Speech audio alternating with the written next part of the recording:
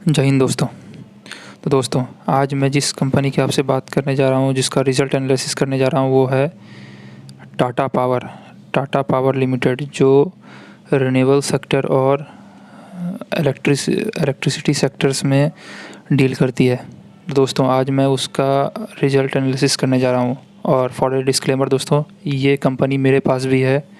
पिछले 1 साल से मैं इस कंपनी को दोस्तों होल्ड कर रहा हूँ और मेरा इस स्टॉक में लॉन्ग टर्म के लिए मैं इसे होल्ड कर रहा हूँ दोस्तों।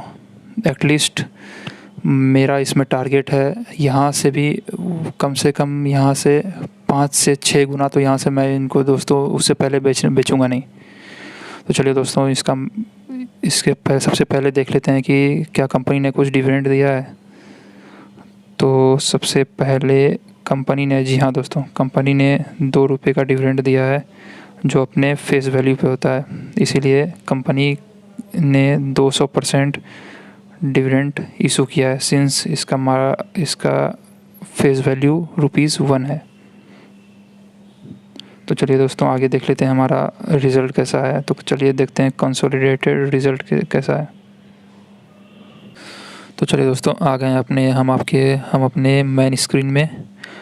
और सबसे पहले देख लेते हैं हमारा अमाउंट किसमें। हमारा अमाउंट टोटल इन करोर्स है, और जितने भी सारे पीरियड है वो, जैसे ये प्रेजेंट क्वार्टर का है, ये प्रीवियस क्वार्टर, और ये present quarter of the previous year, और ये दोनों हो गया वाई ऑन वाई बेसिस के कंपैरिजन के लिए।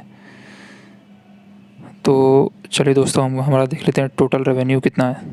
तो टोटल रेवेन्यू की बात करें, पहले रेवेन्यू फ्रॉम ऑपरेशन जब देखें तो है वो पिछले क्वार्टर से घट के आया है। ये पहला निगेटिव पॉइंट हुआ हमारे कंपनी के लिए दोस्तों।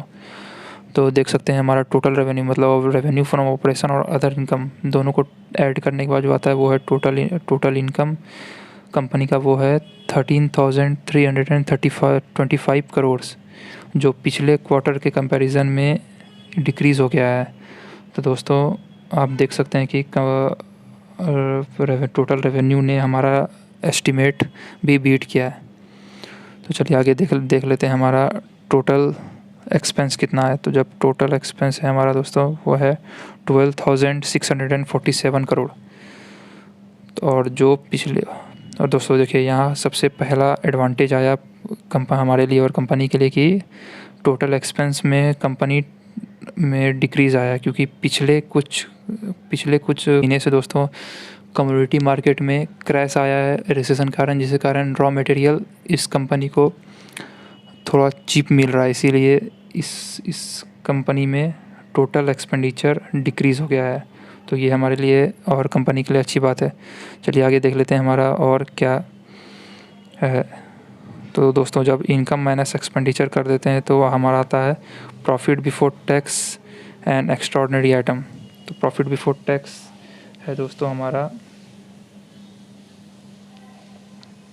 प्रॉफिट बिफोर टैक्स है 677 करोड़, जो पिछले क्वार्टर से ऑब्वियस बढ़ के आया है।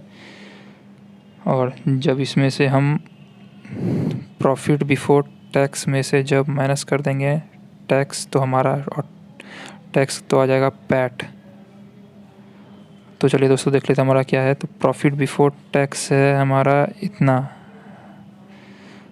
1158 करोड़। उसमें से जब हम टैक्स माइनस कर देंगे तो दोस्तों प्रॉफिट में भी, profit before tax and exceptional item है हमारा 1158 करोड़। और जब इसमें से माइनस टैक्स कर देंगे तो हमारा आ जाएगा प्रॉफिट आफ्टर टैक्स। तो प्रॉफिट आफ्टर टैक्स है हमारा, ये सारे टैक्स माइनस कर दिए हम। और जब profit for the continuing operation है हमारा, ये प्रॉफिट फॉर द 938 करोड़, जो पिछले क्वार्टर से घट के आया है दोस्तों। ये एक पहला निगेटिव पॉइंट है हमारी कंपनी के लिए। तो दोस्तों, फिर भी मैं आपको बोल देना चाहता हूँ, मैं इस एस्टिमेट्स में बिल्कुल भी एग्री नहीं करता हूँ। और प्लस मैं इस शेयर को अगले 5 साल तक होल्ड करूँगा, और मैंने इस शेयर को लॉन्ग टर्म के नज़रिए से देखा है। और प्लस टाटा ग्रुप की कंपनी होने के कारण एक और एडिड एडवांटेज हो जाता है इसको, जिसके कारण मैं इसे फिर से होल्ड करूँगा आगे। तो मैं इसे होल्ड का रिकमेंडेशन दे रहा हूँ। तो चलिए दोस्तों आगे देख लेते हैं हमारा टोटल और हमारा बेस EPS कैसे कितना है। तो EPS की बेसिक एंड डाइल्यूटेड EPS भी डाइल्यूटेड अर्निंग पर शेयर, तो हमारा ये है 1.91, जो पिछले क्वार्टर से घट के आया, क्योंकि ऑब्वियस है कि हमारा जब प्रॉफिट आफ्टर टैक्स डिक्रीज़ हो के आया तो हमारा अर्निंग पर शेयर भी डिक्रीज़ हो के आएगा। तो आप इस चैनल पर नए हो तो प्लीज़ इस चैनल को सब्सक्राइब कर लीजिए, बेल आइकन ऑन कर लीजिए, जिससे आने वाली वीडियोज़ की नोटिफिकेशन सबसे पहले आपको मिल सके। Thank you.